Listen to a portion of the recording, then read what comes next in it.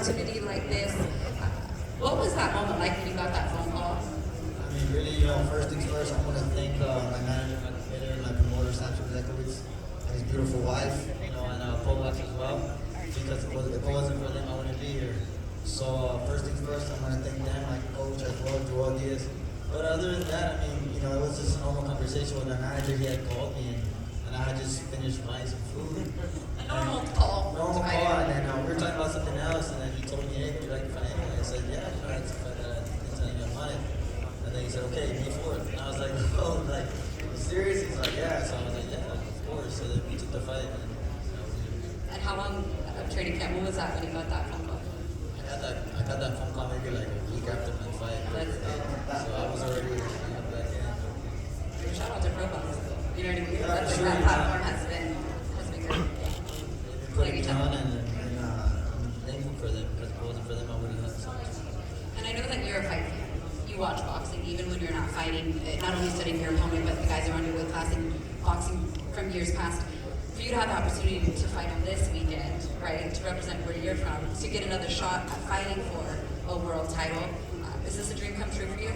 Yes, because I remember, the first 24/7 De La Hoya, what was the name of it? I remember watching them, and then I remember wanting to be here. So fighting for a world title, I said earlier, fighting for a world title is one thing. Fighting for undisputed is it's more than I could ever ask for, and it makes me hungry. It makes me want it more. I mean, you're sitting up here in front of every single one of these belts. I still haven't looked at them because they're not mine. To get you ready for this big moment. I mean, for me, it's that group of people right there mean the world to me, because again, maybe 5 fights ago I wasn't in this position at all. I was like, everyone knows my story. I was really ready for them against me and stuff, and now I'm able to focus fully on boxing, and so I owe it to them.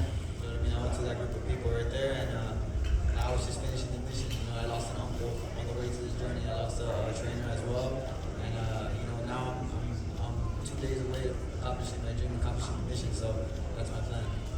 I mentioned it yesterday when I was doing some of my preparation for this and for the fight. Joel was talking about your first couple fights that you fought. You fought for, a soda, a couple tacos, a pair of shoes. You were just that kind of guy that's like, it doesn't matter what it is, because this is not the end goal. This is just the beginning. I'll fight for whatever it is. And you have an opportunity to fight for undisputed. I'm sure the biggest check of your life, but it still strikes me that you're the type of fighter that's like, I'm doing this for the glory, I'm not doing this for anyone else that's like, oh, golden ticket. I've seen that word floated around a bunch, this promotion, but you just don't strike me as that type of person. No, because for me, the money can go. We've had world champions and legends that have millions and millions of dollars, but then they end up, broke.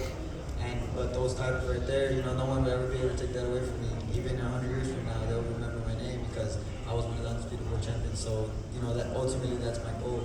The money, if I really wanted money, I'd go get a 9-to-5 job.